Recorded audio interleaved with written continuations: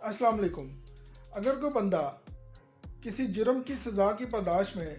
jail میں چلا گیا ہے اور اسے سزا سنا دی گئی ہے اور وہ جیل کے اندر اپنی سزا کاٹ رہا ہے تو دوران سزا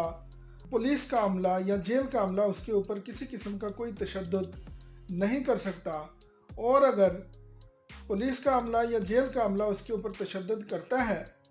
تو متعلقہ سیشن جج صاحب کے پاس یا متعلقہ مجسٹریٹ صاحب کے پاس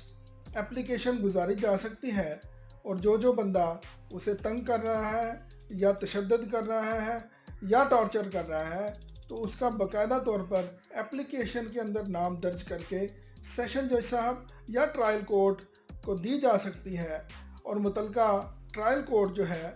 اس اپلیکیشن کے اوپر آرڈر جاری کر کے متعلقہ جیل سے رپورٹ طلب کرتی